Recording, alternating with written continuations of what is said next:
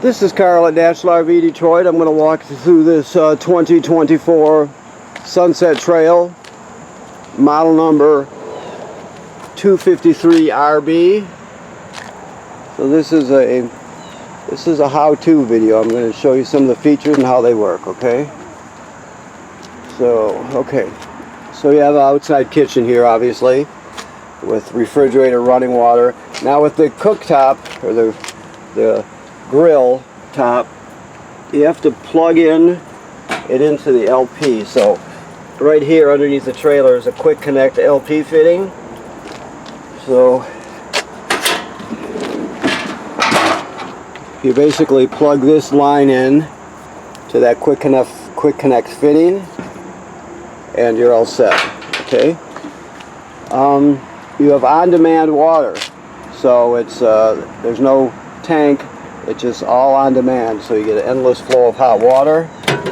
The thing to remember is there's a rocker switch here on and off. Obviously it's on here. You always want to make sure that it's on before you know, obviously it has to be on for it to work. So for some reason you can't get things to work from the inside, come out here and make sure that this is in the on position.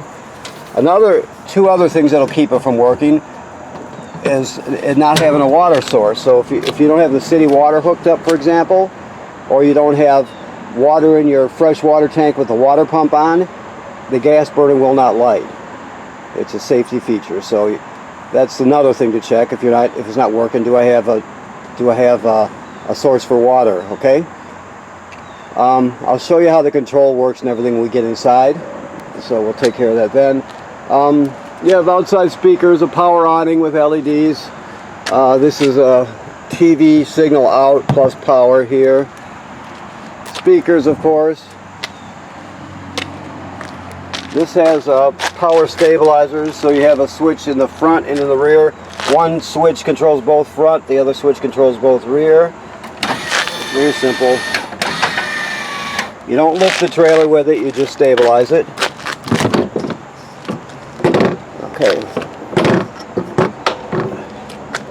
so let's see what we have here. This is the coiled sprayer here that plugs into the spray port.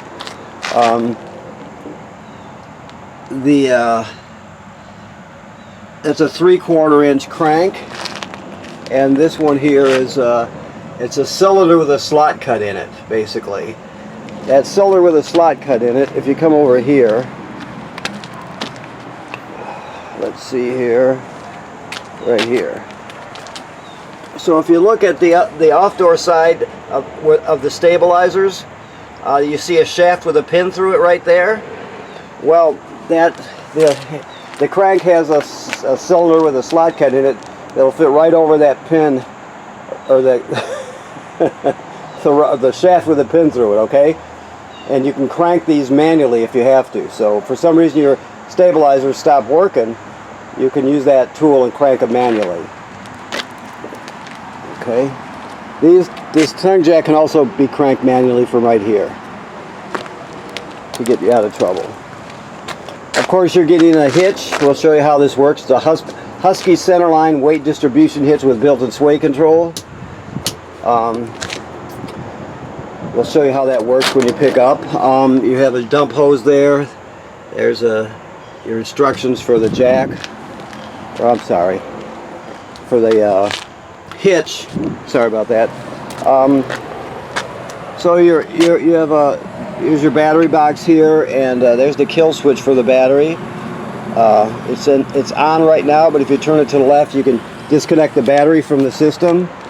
Tanks here, of course, with the automatic changeover regulator. Your power tongue jack. Okay.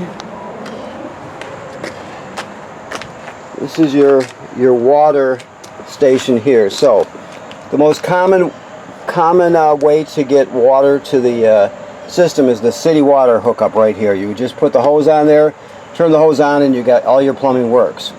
Now if you're camping someplace that doesn't have city water, you can pre-fill your fresh water tank right here and then use the onboard pump to pump the water. So even if you don't have city water, you can pre-fill this tank and pump the water out of it. All the plumbing will work as though you have city water. So two options. This other one here is a black tank flush. So after you dump your black tank, you leave the valve open. I'll show you the dumps when we get, or the valves when we get back to it. Just make sure, like it says on the sticker, always make sure the black tank valve is in the open position before you turn on the water. So you're going to hook your hose at the dump station onto here.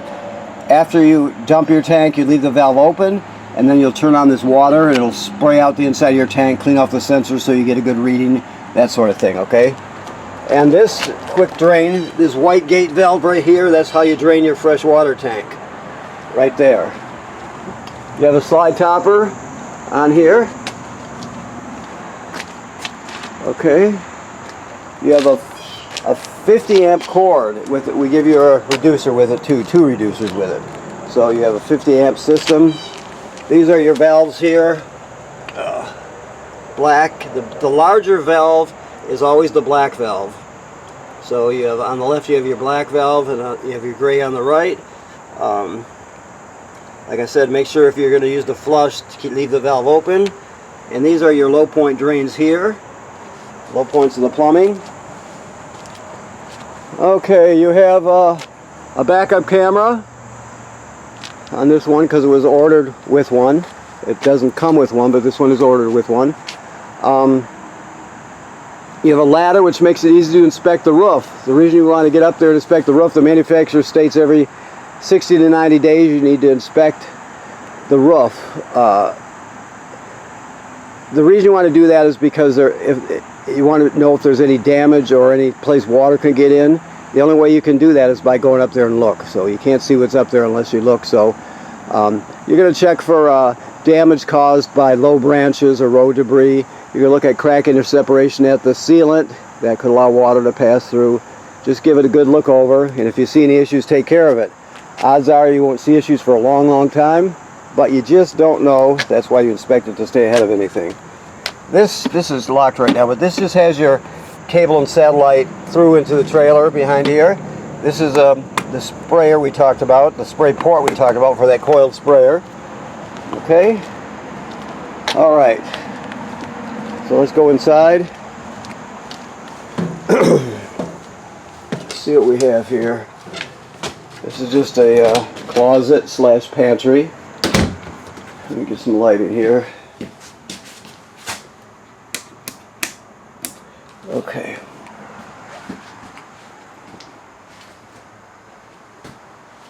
Okay. So this is your control panel here. Your slide room is here, the controller for it, and your power awning controller is here. Never leave the power awning out unattended. Always roll it in when you're not going to be at the campsite, otherwise it will get damaged by weather eventually. Your water pump is here. Remember I told you that if you fill your fresh water tank because you don't have city water, you can use the water pump to pump the water out.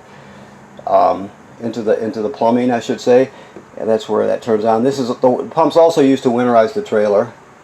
You have tank heaters to extend your camping season, so you can heat your tanks with that. Your switches, of course, for lights, and then all your levels here, batteries, and fresh water, and the rest of them. Okay, that's pretty basic. The TV is more than just a TV. It also has FM radio, it has Bluetooth, HDMI's on the front and the rear, and 2 speaker zones. A is inside the trailer, B is on the outside of the trailer. It might be 1 and 2, but either way, 1 or A is inside, 2 or B is outside. So you can listen to music out there. Your refrigerator is a 12 volt DC refrigerator, so it runs on 12 volt DC.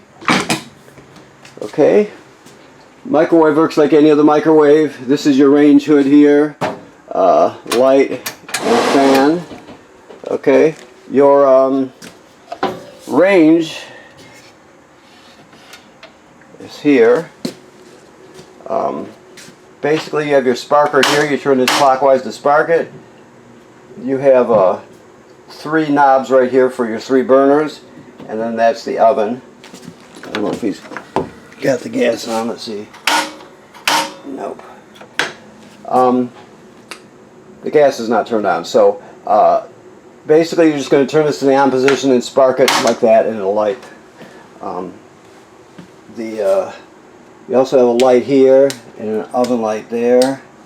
This device down here is your power converter. This converts AC to DC power. So when you're plugged into shore power, you have regular 110 AC circuit breakers here, and they're all labeled. That's like your distribution center at home. Then the power, the 120 AC is converted to 12 volt DC on this side, so you got 12 volt fuses, and they're labeled.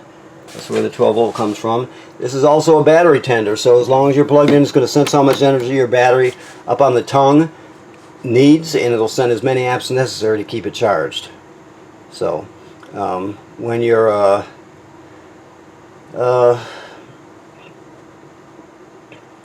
pulling down the road, your tow vehicle will charge your battery, and when you're plugged in, your power converter charges it. Okay. Alrighty. Get some lights here. Let me just walk outside for 1 second. Bear with me.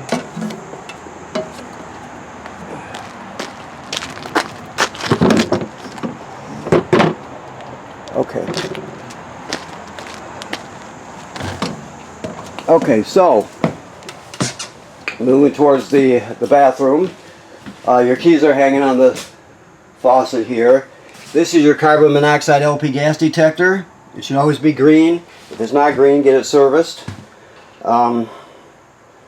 There's also a button you can push to test it. If it doesn't work, get it taken care of immediately. It's important, obviously. This is your on-demand water heater controller here. So there we go. You can see, if you can see all that, it'll start to light in a second. There you go. There's the flame. So that means it's working. You can see the temperature climbing. You set the temperature you want to end up at right here. You also can select Fahrenheit and Celsius if you want one or the other. But it's very simple. That's all there is to it. The other like I said, if you don't have a water source available, it will not light.